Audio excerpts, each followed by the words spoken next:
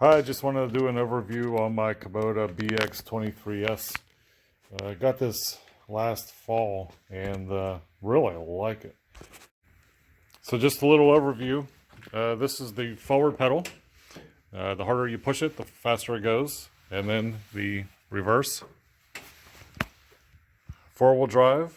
Right now it's a two-wheel drive when it's in back. And then four-wheel drive, you can see the broken drivetrain, and the four-wheel drive is the connected drivetrain.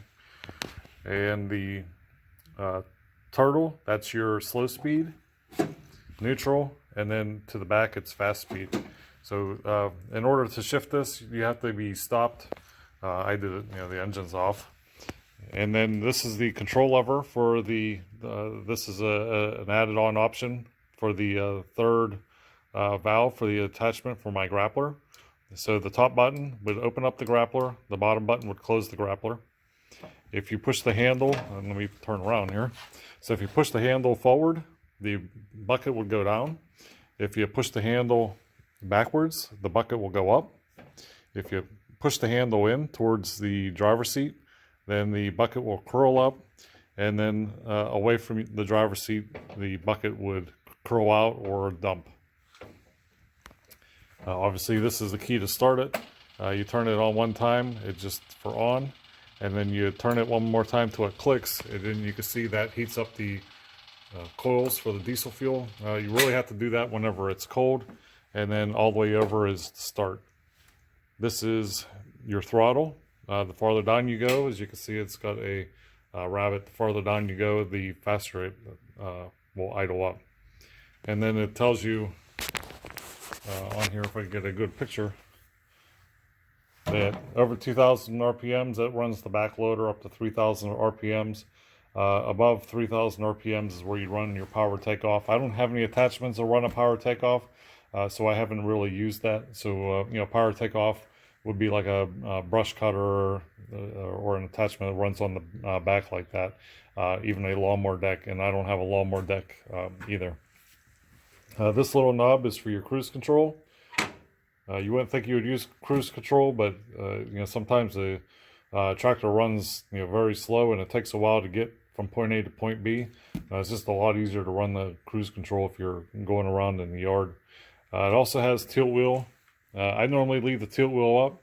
It's very easy to steer, but when I have the tilt wheel back, anytime I get on and off the tractor, I always hit my knees on the wheel, so it's just a lot easier to leave the steering wheel in the up position. But that lever is right here for the tilt wheel. You just push it down, and then the wheel will tilt. And then you have your headlights.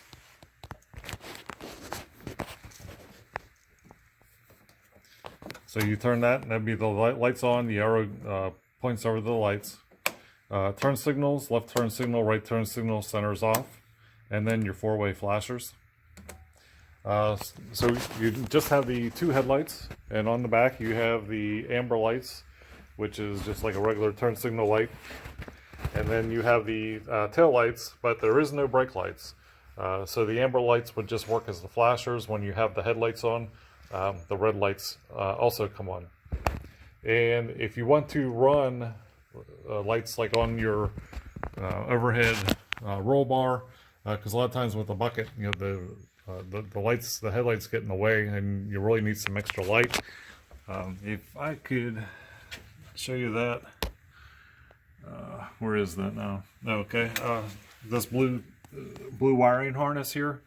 Inside of that, you'll have some lights for accessories, and then you could just run those wires right up inside the roll bar, and then out one of the holes that are already provided where you would put your lights. I'm going to eventually put lights on there. I'll do a video on that later on whenever I get the lights, but I'm going to do a magnetic type light, so I'm not sure how I'm going to hook that up yet, but I don't want to make any extra holes on this roll bar just in case it does roll over. I want to keep the roll bar as strong and intact as possible. One more thing I just want to do a quick overview on is I did get the backhoe, and as you can see how the backhoe bucket is kind of laying flat.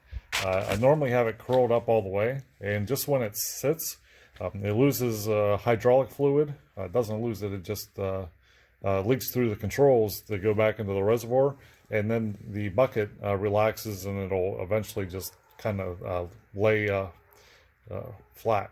So I kind of just move it away from the backhoe itself, because as you can see, when I always had it tucked in, it creates those scratches. So I just when I store it, I keep it away a little bit, just so it doesn't keep on scratching up the backhoe, to make it look better.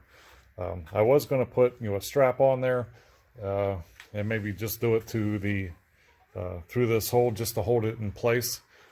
Originally that was in the original paint, and it wasn't taking any grease. I didn't realize that, and it broke the shear pin. They came back and took the tractor away and replaced the shear pin for free. But it's just something when you first get your tractor. Hopefully you get this video in time to find out that you might have a grease fitting that's painted over. I have a grease fitting right here that's painted over, but as you can see, it does take grease. See how it's taking grease? So that one didn't have any paint inside, but it tends to be a problem. It's just a good idea to make sure that all the grease fittings are operating, at least while they're still in warranty. It does say in the manual to grease everything every 10 hours. Make sure you're greasing everything 10 hours.